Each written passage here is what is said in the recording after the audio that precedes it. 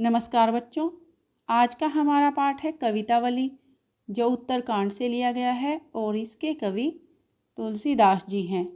तुलसीदास जी का जन्म सन 1532 में उत्तर प्रदेश के बांदा जिले के राजापुर गांव में हुआ था और इनकी प्रमुख रचनाएं हैं रामचरितमानस, विनय पत्रिका, गीतावली, कृष्ण गीतावली, दोहावली, कवितावली एवं रामज्ञा प्रश्न। और इनकी मृत्यु सन 1623 में काशी में हुई थी। आज का पाठ कवितावली जो उत्तरकांड से लिया गया है और इसके कवि तुलसीदास जी हैं।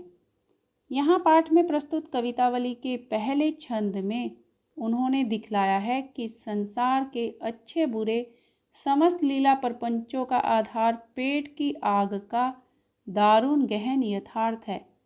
पेट की आग यानी पेट की भूख। तुलसीदास जी कहते हैं कि पेट की भूख को शांत करने के लिए इस संसार के लोग अच्छे बुरे काम करते हैं, जिसका समाधान वे राम रूपी घनश्याम के कृपा जल में देखते हैं। और तुलसीदास जी का मानना है कि इस पेट की भूख को श्री राम रूपी बादल से ही शांत किया जा सकता है, उनकी कृपा से ही शांत किया जा सकता है।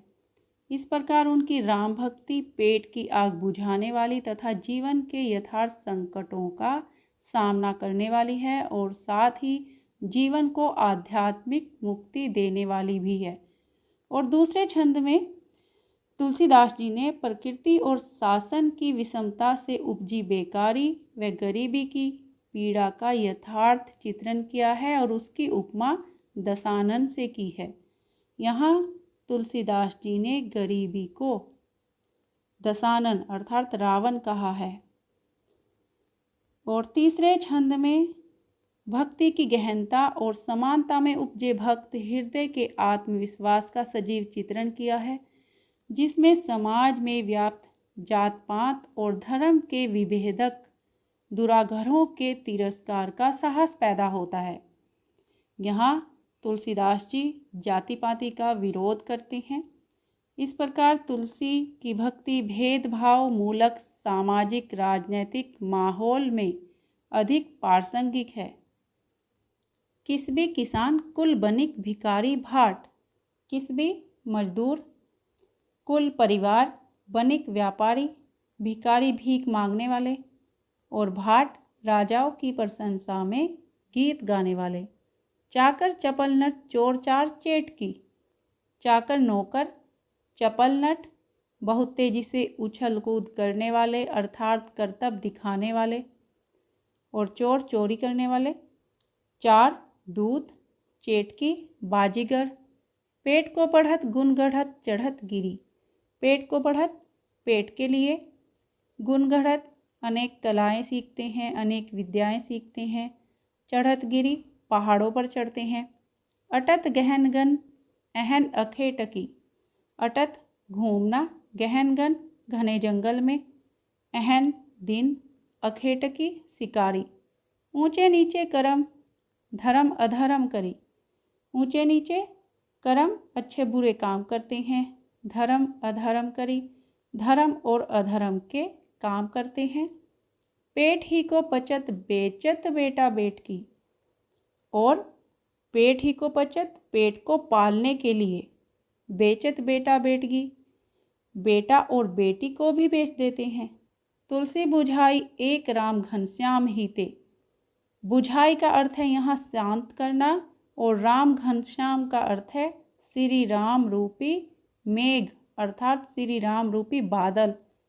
आगी बढ़वागी ते बड़ी है आगी पेट की, आगी बढ़वागी ते का अर्थ है समुद्र की आग और आगी पेट की का अर्थ है पेट की आग अर्थात पेट की भूख। यहाँ कवि तुलसीदास जी कह रहे हैं कि इस संसार में मजदूर, किसान, व्यापारी, भिखारी, भाट, नौकर, चाकर और चंचल नट, चोर, दूत और जादूगर सभी लोग अपना पेट भरने के लिए तरह तरह के कार्यों को करते हैं, अलग अलग काम करते हैं। और ये लोग अपना पेट भरने के लिए अनेक करिश्मों को करते हैं, यहाँ तक कि पर्वतों पर चढ़ते हैं, वे बड़े बड़े कठिन कार्यों को करते हैं और विद्या अध्ययन करने में जुटे हुए हैं, क्योंकि ये लोग अपना पेट भरने के लिए ऐसा कर रहे हैं, अलग अलग विद्याएं सीख रहे हैं। इनका मानना है कि अलग अलग विद्याएं सीखकर ये अपने पेट को भर सकते हैं, अपने पेट की भूख को शांत कर सकते हैं। ये बड़े बड़े कठिन कार्यों को करते हैं, घने जंगलों में, पर्वतों पर भी चढ़ जाते हैं और शिकारी के रूप में सारा दिन भटकते रहते हैं। तुलसीदास जी कहते हैं कि पेट की भूख के लिए ये लोग दर दर की ठोकरें खाते फिरते हैं, यहाँ तक कि उचित अनुचित कार्य करने से भी ये नहीं हिचकिचाते। और अब इन लोगों के मन में धर्म और अधर्म की भावना नहीं रह गई है और ये लोग अब पेट की भूख को शांत करने के लिए अपने बेटा और बेटियों को भी बेचने के लिए विवश हो गए हैं। सचमुच पेट की आग समुद्र की आग से भी कहीं बड़ी है और ऐसी आग को श्री राम रूपी बादल ही शांत कर सकते हैं, अर्थात श्री राम जी की कृपा अगर हो तो इस पेट की भूख को शांत किया जा सकता है। इस प्रकार से तुलसीदास जी कह रहे हैं कि प्रभु राम की कृपा हो जावे तो यह भूख जिसको शांत करने के लिए लोग भटक रहे हैं शांत हो सकती है। यहाँ राम घनश्याम में रूपक अलंकार है और अनुप्रास अलंकार भी यहाँ पर कई जगह है, जैसे किसवी किसान कुल में क की आवृत्ति है, भिकारी भाट में भ की आवृत्ति है और चाकर चपल नट चोर चार चेटकी में च की आवृत्ति है। और यहाँ भाषा तत्सम प्रधान ब्रिज भाषा है और समाज का यहाँ पर यथार्थ वर्णन किया गया है और अभिधात्मक शैली है। खेती ने किसान को, भिकारी को ने भीख बली। बलि का अर्थ है दान दक्षिणा। बनिक को बनिज ने, चाकर को चाकरी। बनिक व्यापारी, बनिज व्यापार, चाकर नौकर और चाकरी का अर्थ है नौकरी। जीविका विहीन लोग सिद्धमान सोच बस। जीविका विहीन रोजगार रहित, सिद्धमान दुखी, सोच चिंता। कहे एक एकन सो कहाँ जाई का करी। एक एकन सो एक दूसरे से कह रहे हैं, कहाँ जाई कहाँ जाएं, का करी क्या करें। वेदऊ पुराण कहीं, लोकहूँ बिलोकियत। वेदऊ वेदों में भी, पुराण और पुराणों में भी, लोकहूँ लोक में भी, बिलोकियत देखते हैं। सांकरे सबे पे राम, राम रे कृपा करी। सांकरे संकट, राम रे आपने। दारिद्र दशानन दबाई, दूनी दूनी दीन बंधु। दारिद्र दशानन दरिद्रता रूपी रावण, अर्थात गरीबी रूपी रावण। दबाई दबाया, दूनी संसार। दीन बंधु दुखियों पर कृपा करने वाला। दुरित दहन देखी तुलसी हाहा करी। दुरित दहन पापों का नाश करने वाला देखी तुलसी, तुलसीदास जी ने देखकर हाहा करी दुखी हुआ। यहाँ तुलसीदास जी ने बेरोजगारी की समस्या का वर्णन किया है। तुलसीदास जी कहते हैं कि समाज का प्रत्येक व्यक्ति दुखी है। किसान के पास खेती करने के लिए उचित साधन नहीं है और भिखारी को भीख नहीं मिलती, क्योंकि जो समाज के लोग हैं उनमें कोई भी संपन्न लोग नहीं है जो भिखारी को भीख दे सके। व्यापारी के पास कोई व्यापार नहीं है जिससे उसकी आजीविका चल सके और नौकरों के पास कार्य करने के लिए नौकरी नहीं है, उन्हें काम नहीं मिल पाता। समाज में किसी के पास भी आजीविका चलाने का कोई साधन नहीं है। वे सब बेकारी के कारण दुखी हैं और दुखी होकर वे आपस में एक दूसरे से यही कहते हैं कि अब कहाँ जाएं और क्या करें जिससे जीवन यापन हो सके, जिससे पेट की भूख शांत हो सके। कवि कहते हैं कि हे राम, वेदों और पुराणों में भी कहा गया है और संसार में भी ऐसा देखा गया है कि इस भीषण संकट की स्थिति में प्रभु राम ही कृपा करते हैं। इसलिए हे प्रभु, आप सभी पर अपनी कृपा करें।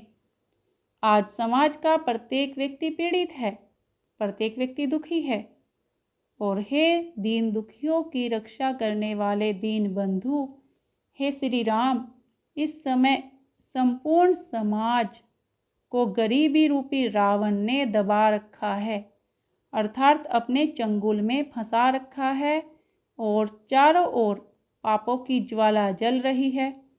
उसे देखकर सब ओर त्राही त्राही मच गई है, सब हाय हाय कर रहे हैं। इसलिए हे दरिद्रता को जला देने वाले प्रभु, आप तो कष्टों का नाश करने वाले हैं, अतः आप ही हमें इस गरीबी से निकालिए। आप ही इस दुनिया से गरीबी को दूर कर सकते हैं। यहाँ दरिद्र दशानन तथा दुरित दहन में रूपक अलंकार है और अनुप्रास अलंकार भी यहाँ कई जगह है। जैसे बलि बनिक को बनिज में ब की आवृत्ति है, सिद्धमान सोच बस में सै की आवृत्ति है, कहें एक एकन सो कहाँ जाई का करे में क की आवृत्ति है। और तुलसीदास जी के इस कवित्व को पढ़कर पता चलता है कि बेरोजगारी आज की समस्या नहीं है, यह युग युग की समस्या है और तुलसीदास जी का युग भी इस भयंकर समस्या से पीड़ित था। भूत कहो अवधूत कहो, रजपूत कहो जोलहा कहो को। धूत त्यागा हुआ, अवधूत सन्यासी, रजपूतु राजा का पुत्र, जोलहा जुलाहा, को कोई। काहू की बेटी सो बेटा न ब्याहब, काहू की जाति बिगाड़ न सो। काहू किसी की ब्याह ब्याह करना है, बिगाड़ बिगाड़ना। तुलसी सरनाम गुलामू है राम को, जाको रुचे सो कहे कछु ओ। सरनाम प्रसिद्ध, गुलामू दास, जाको जिसे, रुचे अच्छा लगे, ओ और यानी जिसे जो कुछ अच्छा लगे वह कहे। मांगे के खेबो मसीत को सोइबो, लेबू को एक कुने देबू को दो। खेबो का अर्थ है खाना, यानी मांग कर खाता हूँ। मसीत को सोइबो, मसीत मस्जिद और सोइबो सोना, मस्जिद में सोता हूँ। लेबू को एक न, लेबो लेना, एक न एक, लेना एक न, देबू को दो, देबू देना और दो दो और देना दो, यानी लेना एक ने देना दो। यहाँ तुलसीदास जी अपने आत्मविश्वास को प्रकट कर रहे हैं और कह रहे हैं कि समाज में मुझे चाहे कोई त्यागा हुआ कहे या सन्यासी कहे या कोई जाति से राजपूत कहे या जुलाहा कहे, इससे मुझे कोई फर्क नहीं पड़ता। और फिर मुझे किसी की बेटी से अपने बेटे का विवाह भी तो नहीं करना जिससे किसी की जाति बिगड़ जाएगी। ऐसा तुलसीदास जी इसलिए कहते हैं क्योंकि जब बेटी का विवाह होता है और वह ससुराल में जाती है तो उसकी जाति वही हो जाती है जो उसकी ससुराल की जाति होती है। इसलिए तुलसीदास जी जाति और धर्म का खंडन करते हुए कहते हैं कि मैं तो केवल प्रभु राम का प्रसिद्ध दास हूँ, फिर जिसे जो अच्छा लगे वह कहता रहे। मुझे किसी की जाति और धर्म से कोई लेना देना नहीं है। मैं तो भीख मांग कर पेट भरता हूँ और मस्जिद में सोता हूँ और मैं पूरी तरह से पूर्ण रूप से प्रभु राम की शरण में समर्पित हो गया हूँ और अब मुझे इस संसार से कोई मतलब नहीं है। यहाँ तुलसीदास जी ने प्रभु श्री राम के प्रति अपनी भक्ति को प्रकट किया है और उन्हें अपनी भक्ति पर गर्व है। और यहाँ कई जगह अनुप्रास अलंकार भी है, जैसे कहूँ को काहू की बेटी सो बेटा न ब्याहब में क की आवृत्ति है, और सरनाम गुलाम हो राम को में र व म की आवृत्ति है। और यहाँ लेना एक न देना दो मुहावरे का प्रयोग हुआ है। और यह पाठ यहीं पर समाप्त होता है। मैं विजयलक्ष्मी आशा करती हूँ कि यह पाठ आपको समझ आया होगा। धन्यवाद।